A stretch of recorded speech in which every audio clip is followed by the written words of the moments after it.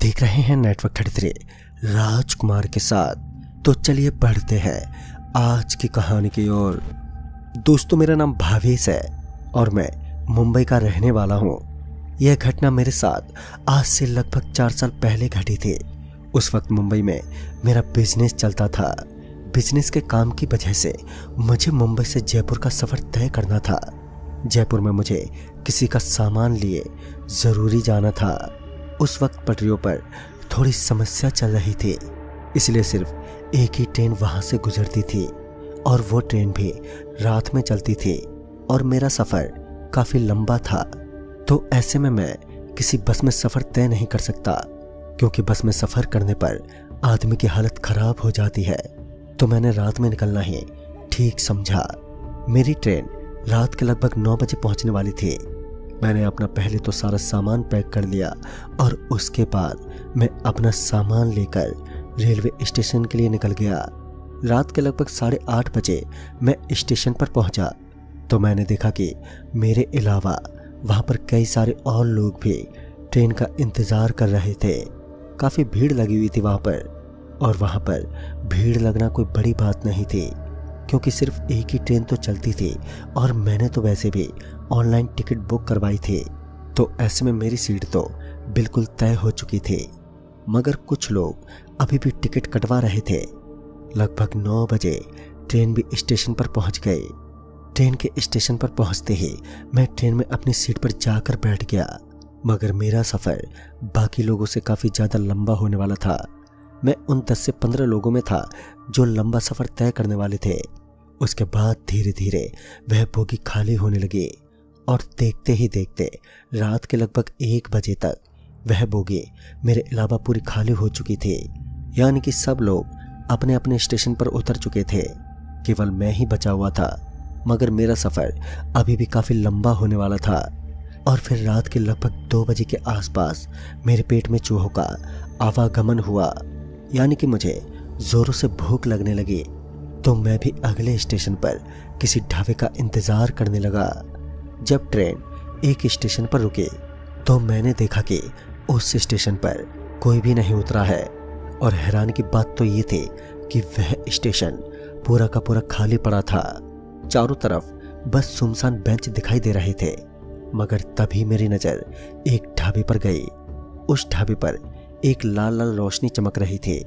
तो मैं चुपचाप उस ढाबे की तरफ चल पड़ा, क्योंकि मुझे भूख लग रही थी कि तभी मुझे पीछे से एक आवाज़ आई, अरे ओ भाई साहब, उधर मत जाओ, यह स्टेशन बिल्कुल भी ठीक नहीं है, और खास करके रात में तो इस स्टेशन पर उतरना सख्त मना है।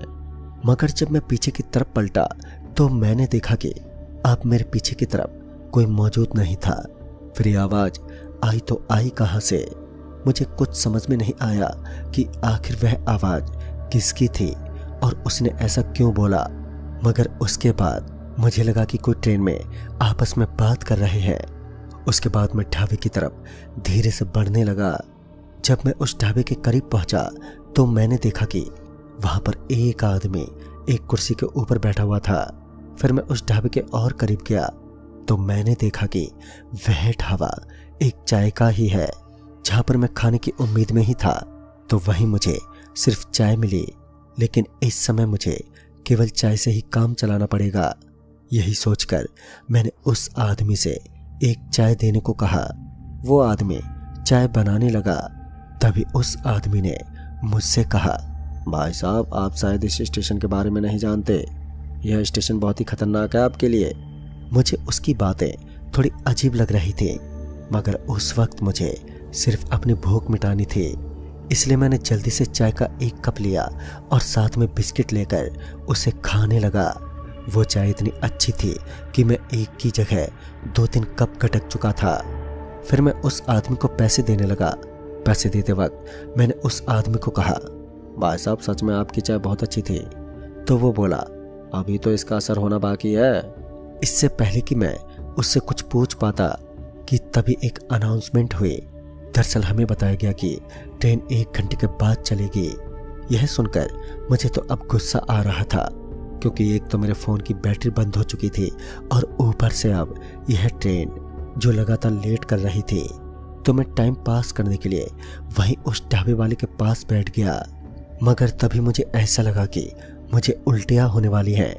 मेरा जी घबराने लगा। उसके तुरंत बाद मुझे उल्टियाँ होने लगी। फिर मैं वहीं बैठकर उल्टी करने लगा। मगर तभी मैंने देखा कि मेरे मुंह के अंदर से जो गिर रहा था उसमें अंदर मांस के टुकड़े थे। ये देखकर तो मैं हैरान रह गया। मगर मुझे याद आया कि उस ढाबे वाले ने मुझे कहा था कि अभी तो इसका असर होना बाकी है। तो मैं उस ढाबे की तरफ पलटा तो मेरा मुंह खुला का खुला रह गया। दरअसल मैंने देखा कि अब ना तो वहां पर कोई ढाबा था और ना ही वो आदमी। लेकिन ऐसा कैसे हो सकता था? मैंने अभी अभी तो उनको वहां पर देखा था। मेरा तो दिमाग घूम गया। पहले तो मुझे लगा कि कहीं मैं किसी गलत जगह पर तो नहीं आ गया। मगर उस जगह पर तो क्या, दूर दूर तक कोई ढाबा मुझे दिखाई नहीं दे रहा था। तभी अचानक से मुझे एक आवाज आई। क्यों चौंक गए? मैंने कहा था ना कि यह स्टेशन ठीक नहीं है। मगर इस बार फिर जब मैं पीछे पलटा तो वहां पर मुझे कोई नहीं दिखा। बार बार ये आवाज तो आ रही थी मगर कोई मुझे दिखाई नहीं दे रहा था। ये सब क्या हो रहा था मेरे साथ, यही सोचते हुए मैं वहां से उठा और फिर इधर उधर घूमने लगा। मगर चारों तरफ केवल घनघोर सन्नाटा छाया हुआ था। उस सन्नाटे के बीच मैं डर में फंस चुका था। मगर फिर भी मुझे वहां पर कुछ नहीं दिखा। फिर मैं उस ढाबे को ढूंढने लगा। लेकिन अब यह बात भी मुझे बिल्कुल साफ साफ पता चल चुकी थी कि यह काम जरूर किसी बुरी शक्ति का है जो मुझे अपने जाल में फंसा चुकी है। और अब मैं इस जाल से निकलने में नाकामयाब लग रहा था। मेरा तो पूरा दिमाग घूम गया। तभी अचानक से मुझे ऐसा लगा कि कोई मेरी तरफ दौड़ लगाता हुआ इधर आ रहा हो। जब मेरी नजर उस तरफ गई तो वहां पर केवल खामोशी और सन्नाटे के अलावा अंधेरी रात दिखाई दे रही थी। यानी कि वहां पर कोई भी नहीं था। मगर तभी पता नहीं कहां से मगर मुझे एक चाय का कप मेरे सामने रखा हुआ दिखा। और उसके बाद जब मैं उस चाय के कप के पास पहुंचा तब मैंने देखा कि अब उस चाय के कप के साथ साथ उस प्लेट के अंदर मांस के टुकड़े रखे हुए थे। तो मैं समझ चुका था कि मैंने भी उसी का नाश्ता किया था। मगर उस मांस के अंदर से बहुत ही बदबू आ रही थी और उसी वजह से मुझे बार बार उल्टियां हो रही थी। इतना बड़ा हादसा होने के बाद भी अभी तक मैं उसी जगह पर खड़ा था। मैंने दाएं देखा ना बाएं और मैं वहां से भागता हुआ ट्रेन की तरफ जाने लगा। लेकिन जब मैं वहां से भागा तो उसके 5 मिनट बाद ही मैंने देखा कि मैं वापस उसी जगह पर लौटकर आ गया हूँ। इस वक्त मैं एक अजीब से चक्रव्यूह में फंस चुका था जहां से मेरा बचना बहुत ही मुश्किल लग रहा था। मगर मैंने हिम्मत नहीं हारी और उसके बाद मैं फिर से भागा। लेकिन एक बार फिर से मुझे वही अंजाम देखने को मिला। पता नहीं उस रात मेरे साथ क्या क्या हो रहा था। लगातार मुझे नाकामयाबी का सामना करना पड़ रहा था और अब मुझे लगा कि भागने से कोई फायदा नहीं है। तो मैं थक हार कर वहीं पर बैठ गया और फिर मैं जोर जोर से चिल्लाने लगा। लेकिन यह क्या, अब तो मेरी आवाज भी आना बंद हो चुकी थी और ट्रेन के चलने का भी अब टाइम होने लगा। अब मेरी मुश्किलें लगातार बढ़ रही थी मगर कोई रास्ता मुझे दिखाई नहीं दे रहा था। अब मेरी निगाहें सिर्फ ऊपर वाले पर टिकी थी। शायद उसी की वजह से मेरी जान बच जाए। मगर उस ठंड से टकराती हुई रात में उस अंधेरे और सन्नाटे के अलावा भगवान का कोई नामो निशान कहीं पर दिखाई नहीं दे रहा था। आज तो मुझे ऐसा लग रहा था कि शायद आज मुझे यहाँ यमराज के दर्शन होने वाले हैं। लेकिन तभी मैंने एक ऐसा खौफनाक दिल दहला देने वाला नजारा देखा जिसे देखकर तो मेरे पैरों के नीचे जमीन खिसक गई। इस बार मैंने देखा कि ढाबे वाला आदमी अब मेरे बिल्कुल सामने खड़ा था। लेकिन अब उसका पूरा चेहरा बदल चुका था। उसकी आंखें बाहर निकली हुई थी। उसकी आंखों की जगह 2 गड्ढे दिखाई दे रहे थे और उसकी आंखों से खून बह रहा था और अब उसके दांत बड़े बड़े बन चुके थे। अब उसने एक राक्षस का रूप धारण कर लिया जिसे देखकर मैं तो अंदर तक हिल चुका था। और फिर अचानक से उसके कदम मेरी तरफ बढ़ने लगे। उसे अपनी तरफ आता देख मैं वहां से भागने लगा। लेकिन जैसे जैसे वह मेरी तरफ बढ़ रहा था वैसे वैसे उसका कद भी लगातार बढ़ रहा था और अब उसका डरा देने वाला चेहरा मेरी तरफ दहाड़ने लगा।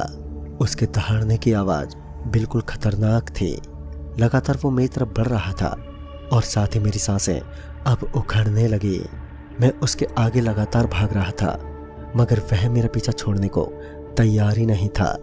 जब मैं उस स्टेशन से उल्टी दिशा की तरफ बढ़ रहा था तो अंत में जाते जाते मैं एक चीज से टकरा गया, मगर वह चीज बिल्कुल अदृश्य थी जिसे देखने में मैं असमर्थ था, लेकिन मैं उसे महसूस जरूर कर पा रहा था।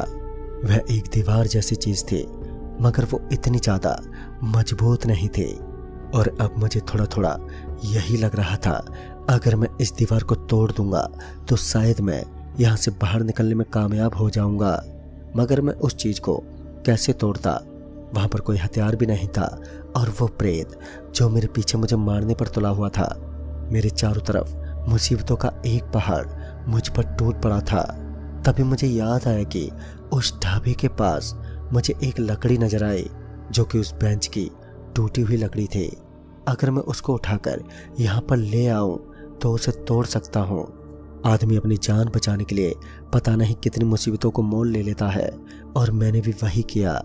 मैं उस प्रेत से सामना करने को तैयार हो गया। उसके बाद मैं उस बेताल के सामने अब भागने लगा, लेकिन जैसे ही वह प्रेत मेरी तरफ आया तो मैं वापस उल्टी दिशा की तरफ मुड़ गया। उस प्रेत को शायद मेरी यह बात बिल्कुल भी अच्छी नहीं लगी। वह जोर जोर से सांस लेने लगा और फिर एक भयानक आवाज में मुझे बोला, इस स्टेशन पर उतरकर बहुत बड़ी गलती कर दी है तूने और तुझे इसके बदले अपनी रूह देनी होगी। उसकी बातें मेरे दिल में और भी ज्यादा डर पैदा कर रही थी, मगर उस वक्त मेरे लिए सबसे जरूरी उस लकड़ी को ढूंढना था। तो मैं किसी तरह वहां से निकला, मगर बहुत सारी जगह पर ढूंढने के बाद भी मुझे वह कहीं पर दिखी नहीं। मैं थक हार कर वहीं पर बैठ गया, लेकिन उस शैतान को तो आज मेरी जान ही लेनी थी। मगर उसके बाद मैंने अब सब कुछ भगवान पर ही छोड़ दिया था। मैं अपने सच्चे दिल से हमेशा से ही हमारे यहाँ पर पीर बाबा की पूजा करता था। हमारे गांव में पीर बाबा की काफ़ी मान्यता थी, तो मैं भी उनकी काफ़ी पूजा करता था। आज पहली बार मुझे उनकी ज़रूरत आन पड़ी थी, तो मैं उन्हें याद करने लगा। वक्त बीत रहा था और साथ ही अब ट्रेन का भी समय खत्म होने चला था। मुझे किसी तरह अब ट्रेन में बैठना था, इसलिए मैं पीर बाबा का ध्यान करते हुए ट्रेन की तरफ चल पड़ा। और फिर पता नहीं कैसे, मगर इस बार मैं वहां से निकलने में कामयाब हो गया। मैं इस बार सीधे ट्रेन के पास आकर रुका और जब मैं ट्रेन के पास पहुंचा तब ट्रेन चलने ही वाली थी। मैं भागता हुआ ट्रेन में बैठ गया और फिर जब मैं खिड़की से बाहर की तरफ नज़ारा देखने लगा तो मैंने देखा कि अब वह ढाबा वापस आ चुका है। वह ढाबा मुझे साफ साफ दिख रहा था और वो प्रेत भी मुझे साफ साफ दिखाई दे रहा था। वो मेरी तरफ देखकर लगातार मुस्कुरा रहा था। उसकी हंसी अभी भी मुझे बहुत भयानक लग रही थी, मगर जैसे तैसे मैं उस स्टेशन से बाहर निकला और फिर घर पहुंच गया। वाकई इस घटना ने मुझे अंदर तक हिलाकर रख दिया था। दोस्तों, मैंने उस स्टेशन के बारे में ज़्यादा छानबीन करना ठीक नहीं समझा और उसके बाद मैं कभी भी भूलकर भी उस भयानक स्टेशन पर जाने की हिम्मत नहीं करता। तो दोस्तों, इस कहानी में बस इतना ही। तब तक के लिए बाय एंड टेक केयर।